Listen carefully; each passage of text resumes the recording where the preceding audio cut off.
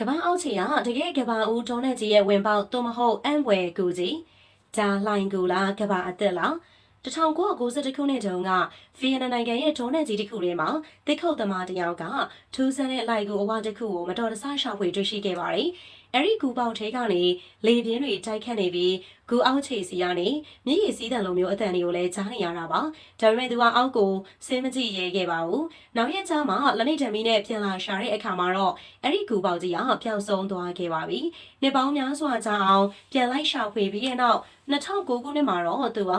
ဒိဗ္ဗံပညာရှင်အဖွဲ့ကိုဒီနေရာစီခေါ်လာနိုင်ခဲ့ပါတယ်။အဲဒီလိုနဲ့သူတို့ရှာဖွေတွေ့ရှိသွားခဲ့တာကတော့ကမ္ဘာအကြီးဆုံးလှိုင်ကူကြီးဖြစ်တဲ့စွန်တောင်ကူကြီးပဲဖြစ်ပါတယ်။ဒီလှိုင်ကူကြီးကဘယ်လောက်တောင်ကြီးမားသလဲဆိုရင်ကူထဲမှာမိုးမျှော်တိုက်ကြီးတစ်လုံးကိုတောင်မှအလွယ်တကူထည့်ထားလို့ရတဲ့အထိပါပဲ။အမြင့်ပေ660ကျော်ရှိတဲ့ကူလန်းကျောင်းတွေနှစ်ပေါင်းတန်းချီသက်တမ်းရှိတဲ့ကျောက်ဆက်ပန်းဆွဲတိုင်ကြီးတွေအပြင်မြေအောက်ဒေါအုပ်တွေနဲ့မြစ်တွေပါကူထဲမှာရှိနေတာပါ။တချို့နေရာတွေမှာတော့ဂူအမိုးမျက်နှာချက်ပြိုကျနေတဲ့အတွက်နေအောင်ကြီးတွေဓာတ်ရိုက်ဝင်ရောက်လာပြီးတော့ဂူအောက်ခြေမှာတကယ်ကိုထူထပ်တဲ့တုံးတဲ့ကြီးတစ်ခုလိုဖြစ်တည်နေပါတယ်။ဒါပေမဲ့ဒီဂူကြီးက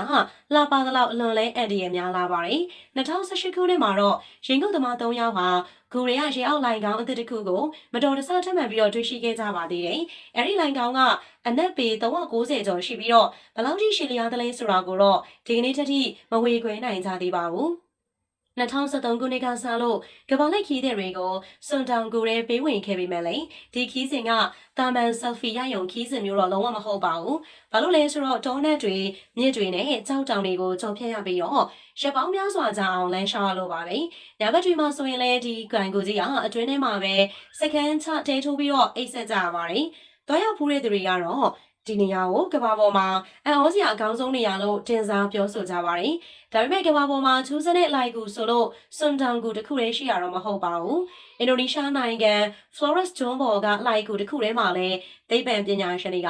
လူသားမျိုးနဲ့အသက်တစ်မျိုးနဲ့အယိုးစုတွေကိုရှာဖွေတွေ့ရှိခဲ့ပါသေးတယ်။သူတို့ကလူသားတွေပဲဖြစ်ကြပေမဲ့အရက်အမြင့်ကတော့3ပေခွဲလောက်သာရှိကြတာပါ။ဒီမျိုးနွယ်စုကို Homo floresiensis လို့နာမည်ပေးထားပြီးတော့Hobbes လူသားလို့လည်းခေါ်ကြပါတယ်။သူတို့ကလွန်ခဲ့တဲ့နှစ်ပေါင်း9000ကျော်တုန်းကအသက်ရှင်သန်နေထိုင်ခဲ့ကြတာဖြစ်ပြီးတော့ကျမတို့လိုခေတ်သစ်လူသားတွေနဲ့တောင်မှစုံတွေ့ဘူးနိုင်တယ်လို့ယူဆထားကြပါတယ်။တူရကီနိုင်ငံမှာဆိုရင်တော့ဒီချက်ပို့ပြီးတော့ထူးဆန်းတဲ့ဖြစ်ရပ်တစ်ခုရှိပါသေးတယ်။1963ခုနှစ်မှာလူတစ်ယောက်ကသူ့အိမ်ရဲ့မြေအောက်ခန်းကိုပြုပြင်ရင်းနေရာကိုဖောက်လိုက်တဲ့အခါမှာလျှို့ဝှက်လိုင်ကောင်းတစ်ခုကိုမထင်မှတ်ပဲတွေ့ရှိသွားခဲ့ပါတယ်။အဲဒီလိုင်ကောင်းအတိုင်းအောက်ကိုဆင်းကြည့်လိုက်တဲ့အခါမှာတော့ကြီးမားလာတဲ့မြေအောက်မြို့ကြီးတစ်မျိုးဖြစ်နေတာကိုတွေ့လိုက်ရပါတယ်။ဒီမြေအောက်မြို့ကြီးထဲမှာလူဦးရေ2000နီးပါးနေထိုင်နိုင်ပြီးတော့စာသင်ကျောင်းတွေဝတ်ပြုကျောင်းတွေမိဖို့ကျောင်းတွေနဲ့မြင်းကျောင်းတွေအထိတည်ဆောက်ထားတာပါ။ဒါဟာ Byzantine ခေတ်ကလေးကနေပြီးတော့တည်ဆောက်ခဲ့တာဖြစ်ပြီးတခြားသောမြေအောက်မြို့တွေနဲ့ပါလိုင်ကောင်းလမ်းကျောင်းတွေနဲ့